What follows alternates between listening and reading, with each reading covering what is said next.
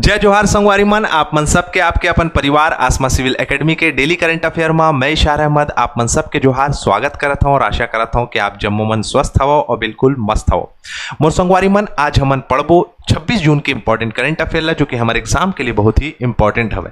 तो वीडियो में शुरू से अंत तक के बने रही हो। अगर चैनल में नवा हो तो चैनल ला सब्सक्राइब कर ले, और पहली से अगर चैनल में हो तो मोर संगवारी मन वीडियो ला शेयर करे बर झन भूलियो। ठीक है, चलिए अपने सत्र प्रारंभ करते हैं। आज की पॉजिटिविटी देखें।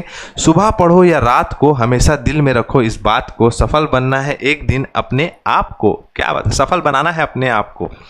मेरे प्रिय साथियों, जीवन में लक्ष्य होना चाहिए, और लक्ष्य अगर आपका सुनिश्चित है तो आपको मोटिवेट करने की ज़रूरत ही नहीं है। आप समझदार हो जाएंगे, डिसिप्लिन्ड हो जाएंगे, निरंतर हो जाएंगे और अपने लक्ष्य को प्राप्त जरूर कर लेंगे। छत्तीसगढ़ की जनजातियों में सबसे अधिक गोदना प्रिय जनजाति कौन सा है? चलो देखें। कैलाश राठिया ने कहा सर्वाधिक गोदना प्रिय जनजाति बैगा है, और बैया जनजाति, वो टाइपिंग मिस्टेक हो गया होगा, साक्षी से बैगा जनजाति होगा ना। तो कैलाश और आपका साक्षी ने बिल्कुल सही आंसर दिया है। तो बैगा जो है वो गोदना प्रिय जनजाति है। सबसे ज़्यादा गोदना गोदवाती है कमार जनजाति, और गोदना गोदने वाली जनजाति है कुंजर, बंजारा और ओझा जनजाति, जैसे कि आप सभी को पता है। ठीक है, चलो। वाराणसी में आयोजित 25वीं बैठक के बाद मध्य क्षेत्रीय परिषद की अगली बैठक कहाँ होगी? तो वाराणसी में बैठक हुई मध्य क्षेत्रीय परिषद की 25वीं बैठक।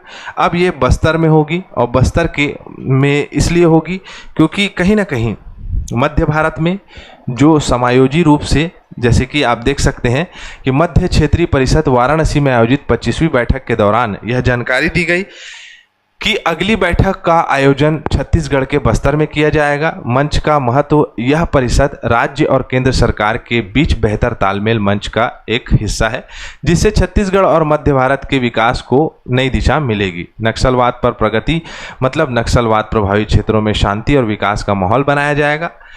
बोधघाट महानदी इंद्रावती लिंक और रावघाट जगदलपुर रेल लाइन जैसी बड़ी योजनाएं जोड़ी जाएगी। ठीक है, यह चल रही है, उसे बेहतर किया जाएगा। विकास कार्य, पिछली बैठक के सुझाव पर तेजी का काम हुआ है। 28 नई बैंक शाखाएं, डॉयल 112 सेवा का विस्तार, 82,000 बच्चों को कुपोषण से बाहर निकाला गया। बस्तर ओलंपिक और बस्तर पांडुम से स्थानीय लोगों को जो है संस्कृति को बढ़ावा मिला है, और ऊर्जा और औद्योगिकी क्षेत्र में काफ़ी बढ़ावा मिला है। ठीक है, कृषि और पंचायत क्षेत्रों में भी जो है लागत लगाई गई है। 1.5 लाख सोलर कृषि पंप किसानों को मुफ्त सिंचाई सुविधा दे रहे हैं। एनडीडीबी के साथ समझौते में दुग्ध उत्पादन में वृद्धि की जा रही है। पंचायतों में डिजिटल सुविधाएं प्रदान की जा रही है। लोक सेवा गारंटी अधिनियम में से सरकार सेवाएं समय पर पारदर्शी हो गई है और समय पर हो रही हैं। ठीक है, तो इसे आप जरूर याद रखें। छत्तीसगढ़ के निम्न में से किन किन दूरस्थ क्षेत्रों में युवाओं को सेंट्रल लाइब्रेरी सह रीडिंग जोन की सुविधा दी जाएगी? सुकमा, दंतेवाड़ा, सरगुजा, बैकुंठपुर, चिरमिरी, उपयुक्त सभी इसका आंसर हो जाएगा। सब जगह जो है आपका लाइब्रेरी खुलेगा, सेंट्रल लाइब्रेरी आपको देखने को मिलेगा। आप देख सकते हैं कि सुकमा, दंतेवाड़ा, सूरजपुर, बैकुंठपुर, चिरमिरी जैसे दूरस्थ अंचलों पर युवाओं को सेंट्रल लाइब्रेरी की सुविधा मिलेगी। कुल 17 नगरीय निकायों में सेंट्रल लाइब्रेरी सह रीडिंग जोन बनाया जाएगा। 114 करोड़ 50 लाख 77 हज़ार की लागत से 18 सेंट्रल लाइब्रेरी स्थापित की जाएंगी। प्रत्येक के लिए जो है 4.41 करोड़ की लागत लगनी है, जो कुल खर्च जो है 57.34 करोड़ है।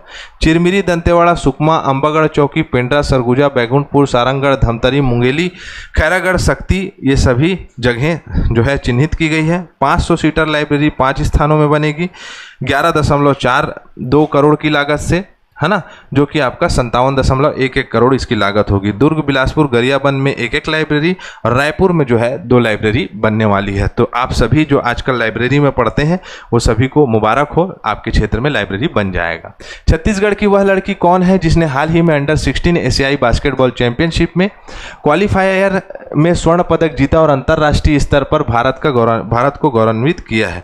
दिव्या रंगारी क्या नाम है इनका, दिव्या रंगारी ने शानदार प्रदर्शन करते हुए इस जो है उपलब्धि को हासिल करी है। दिव्या रंगानी मालदीव में आयोजित अंडर 16 एशिया फुटबॉल चैंपियनशिप को क्वालिफाई कर स्वर्ण पदक जीता है इन्होंने, और आगामी 14 से 20 सितंबर 2025 को मलेशिया भी जाएंगी ये। ठीक है, तो दिव्या रंगारी को बहुत बहुत शुभकामनाएं। जनजातियों में प्रचलित प्रमुख नृत्य कौन सा है, तो गेड़ी नृत्य। गेड़ी में चढ़ते हैं, डिटोम कहते हैं, डिटोम नृत्य भी कहते हैं इसे। पुरुष सदस्य भाग लेते हैं, विवाह और नवाखाई अवसर पर होता है।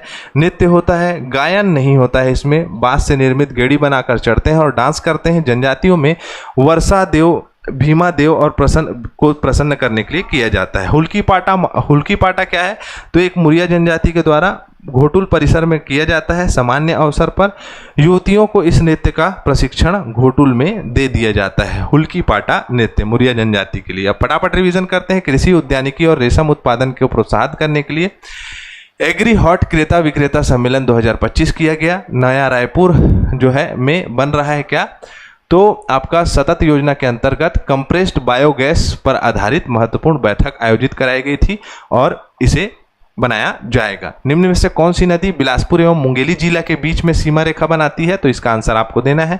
एकदम लइका वाले क्वेश्चन है। तो हमारा सत्र कंप्लीट होता है, मैं इसी के साथ इजाजत चाहूंगा। जय जोहार, जय छत्तीसगढ़।